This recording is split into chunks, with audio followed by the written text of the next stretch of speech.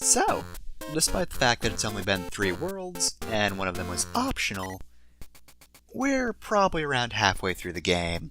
But we're starting Stove Canyon, and I'm pretty fond of this world. Our first stage is actually a chase level. There's lava behind us, so we're gonna need to move pretty quickly. There's also a treasure in this stage as well, so keep on the lookout for that. So, yeah, Stove Canyon. Honestly, I kind of prefer the second half of the game to the first. I think the stages in these worlds are a bit more interesting. Like this one. Oh, I was a little slow there. That almost went poorly. But yeah, I think the stages in the second half are a bit more interesting. A lot less secret exits, though, for one. Though maybe that's why I like it more than Mount Teapot and Sherbet Land. Nice thing is, here, though, we do get a star, so we can just charge through the enemies here. And I would advise that, because considering we are being chased, that's not the section you want to be taking slowly.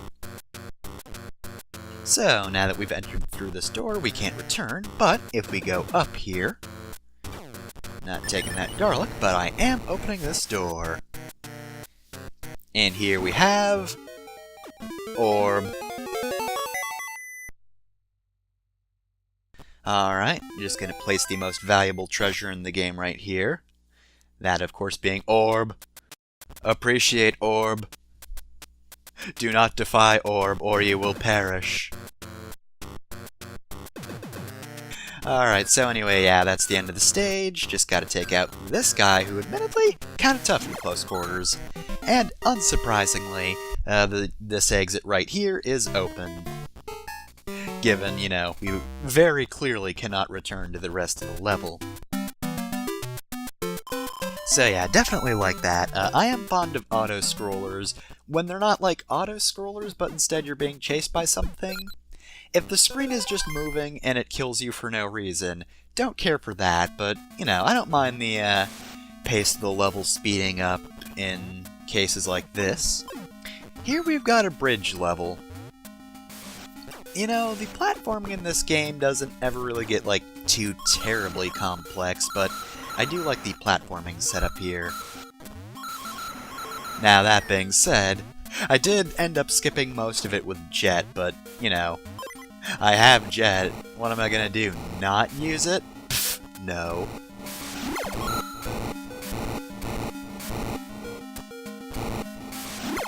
Still, though, I do appreciate the design. And, you know, I do kind of like that you can just kind of, you know, do that to it. You can just kind of ignore it with one of the powers. I mean, you have to keep Jet for a while in order to do this sort of thing, so... They don't give it to you in this stage, I think? Also a lot of falling platforms, but yeah, they mostly give you Bull Wario, who would have a much tougher time through this stage. Oh, and sinking platforms. Admittedly, while I do like this level, I'm not too fond of those sinking platforms, if only because I'm very impatient and those platforms are pretty slow. Got a Podoboa right here. Gotta sacrifice both enemies there. And I'm gonna finish, I already used both here and there. What other words am I supposed to use?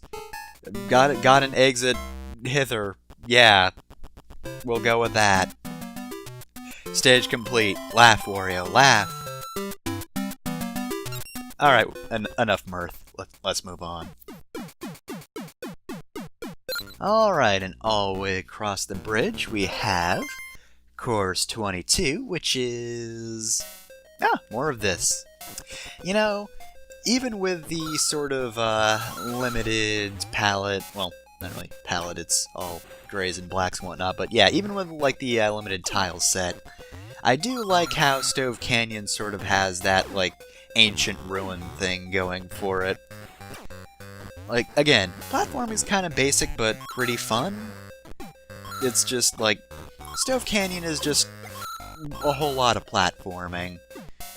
But I think the aesthetics really help it, because this is a pretty cool tile set. I dig it. We're also halfway through the stage, right? Yeah, checkpoint. I remember having trouble with this level when I was younger for some reason. I mean, granted, again, they don't really hand out Jet all that often, so without Jet, you lose a lot of lenience that it gives you. That should be obvious, but I think it might have been this section that did me in a lot. Because A, you do have to be patient because of the potobos, and B, ladders. Sometimes ladders are a pain. Don't go too far down, or you will fall off the ladder and die. I'm not going to bother getting those coins, even though the game actually gave me a jetpack, probably to tempt me to try and go down there, but you know what? I'm not going to take that bet. Basically, try to hug the wall as much as possible. If the wall stops you, just inch downwards until you can pass, then scooch back up. Just do anything in your power to be away from the bottom of the ladder. Don't go down in that direction. Because again, I've just had moments where I've fallen, and, you know, that's that. Not much you can do when you fall into the fiery abyss. That is instant death. Should not be a surprise, but it is. Alright, so, got 2 platform-heavy levels. What's the next one? Ah, the only secret exit stage in Stove Canyon, which means it's the minecart stage. This is another fun one, though. I call it the minecart stage. It's not really a minecart. It's not a cart in... well, no, it kind of is. Carts can take many forms, including this one. I just think, you know, more of the Donkey Kong Country type of minecart, you know, that kind of stage. But, you know, just sort of on this trolley, it brings you forward. It's not like instant death if you fall on the rails or anything, it's just, you know, it's nice to be propelled forward.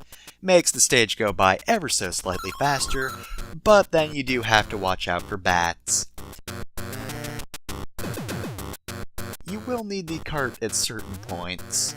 Not the mine cart, just the normal trolley cart. Especially for the secret exit, though, you're gonna need to stay on the cart, so get used to how those things move. You have plenty of chances to get used to that.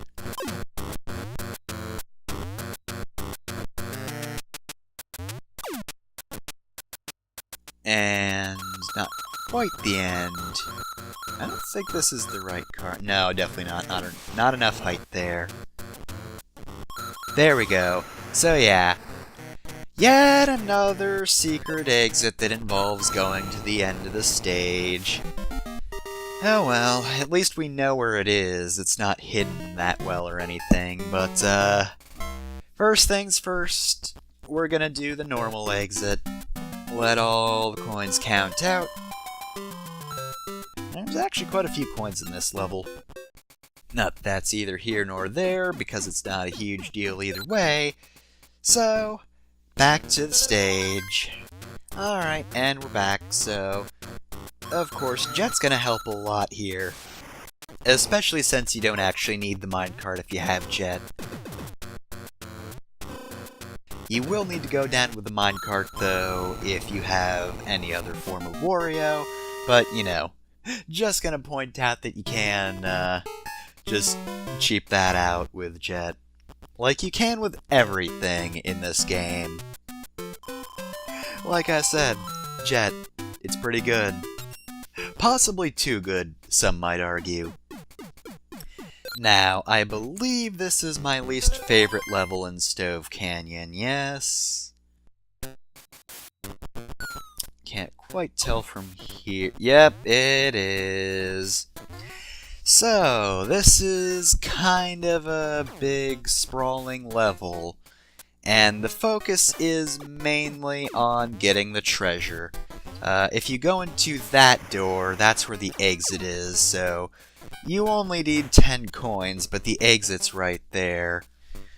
Now, most of this level's pretty much just a back and forth of pressing a switch to make certain things activate, getting the items you need, and leaving.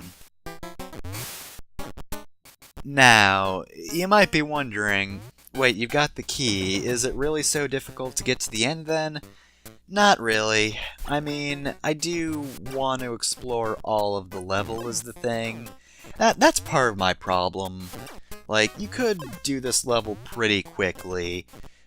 Once you know where the key is, it's in that particular door.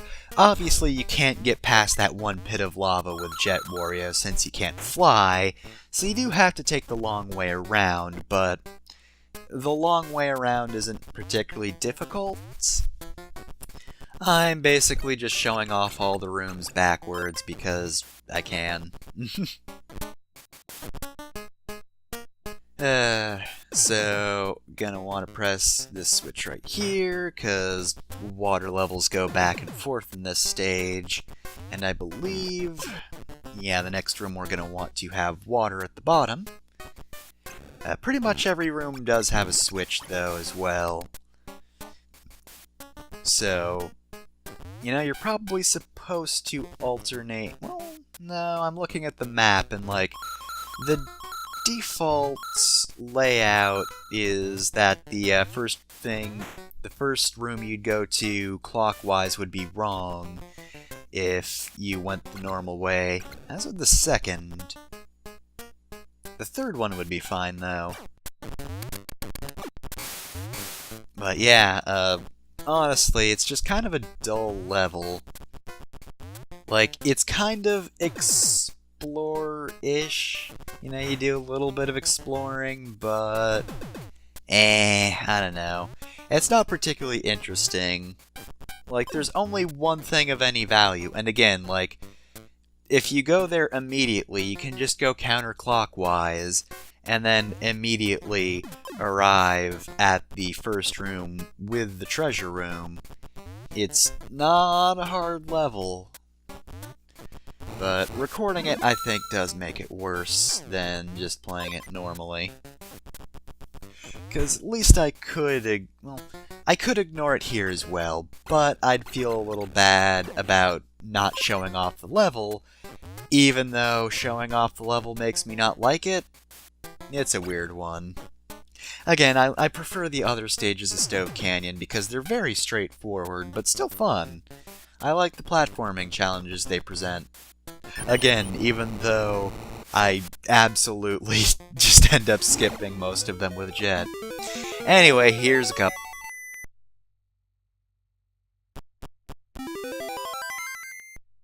I mean, really, this cup doesn't look that valuable when we've got orb right there in the inventory, but oh well, whatever.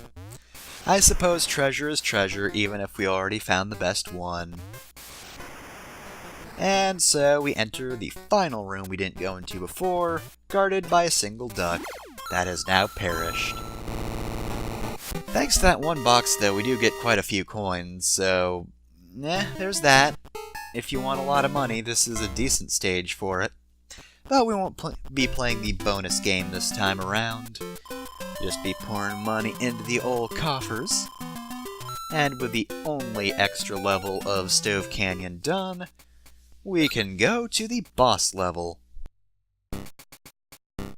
So, course 25.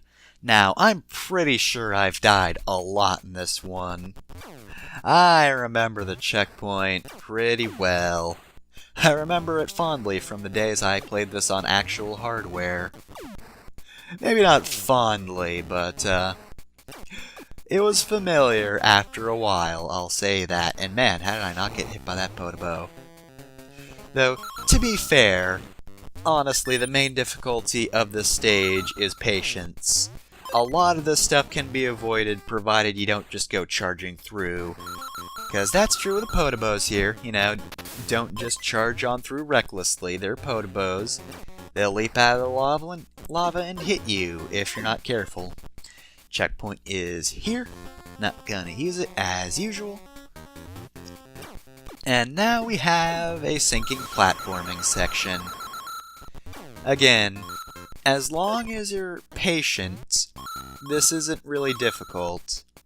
But I have Jet, which means I can be somewhat reckless. I can ignore my own advice because I have something that makes recklessness easy enough where it's no longer really dangerous. That one's pretty tricky, though. You have to expect every part of the bridge to fall. Not everyone does, but most of them will, and most of them are dangerous spots. So you can't just wait around. Alright, so the next boss is this big head. He will sometimes lick the platforms, which will put cracks in them, and if he does that twice, the platforms will break, so we're kind of working on a time limit here. However, you can only hit him when he shoots a rock out of his nose, which is gross. But he doesn't always feel like doing this, so this battle can end pretty quickly, or he can destroy a lot of platforms and make it way too dangerous for something that's not really your fault. This battle, not difficult, but also, excuse me, I wasn't done. But also, it's not always in your control, which isn't great. That's not great when that happens. You want the battle to be in control at all times, and darn it. Got the coins halved. Wario is sad.